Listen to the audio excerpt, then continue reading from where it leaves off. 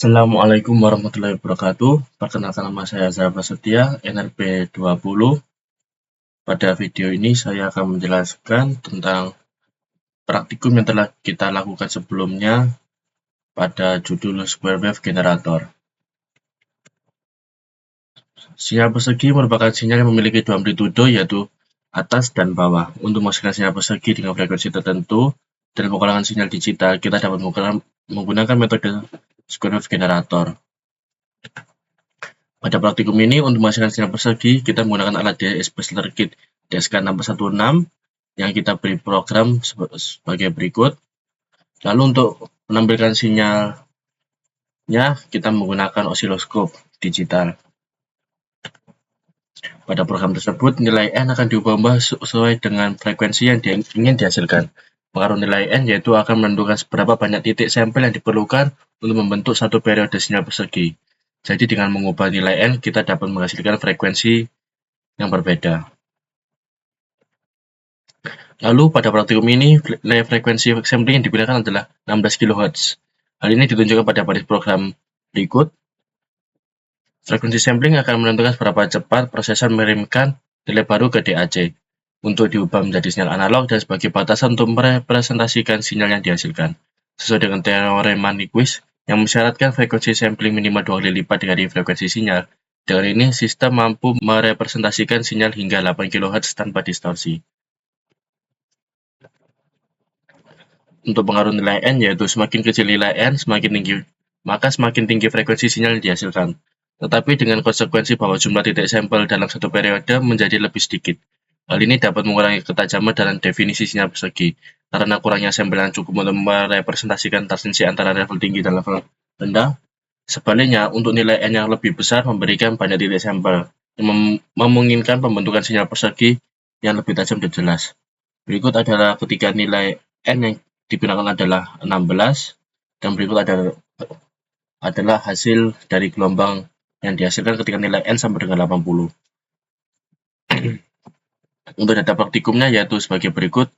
Kita mengatur nilai N dari yang terkecil yaitu 2 dan yang terbesar adalah 800. Untuk nilai frekuensi yang dihasilkan ini dapat kita lihat melalui nilai frekuensi yang ditampilkan oleh osiloskop digital pada berikut. Selanjutnya, melalui data praktikum tersebut dapat diketahui bahwa gelombang kotak yang baik dihasilkan oleh frekuensi 200 dan 500 Hz. Alasan mengapa frekuensi 200 Hz dan 500 Hz dapat menghasilkan frekuensi yang baik adalah karena pada frekuensi tersebut menghasilkan sampling yang cukup banyak, yaitu 32 sampel untuk 500 Hz dan 80 sampel untuk 200 Hz. Untuk mencari nilai sampling, dapat menggunakan rumus berikut. Jumlah sampel sama dengan 16.000 dikali 1 per frekuensi sinyal. 16.000 ini adalah frekuensi sampling sebelumnya.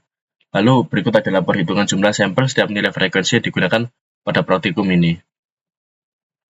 Dapat dilihat bahwa untuk nilai N sama dengan 2, sampel yang dihasilkan adalah cuma 2. Lalu untuk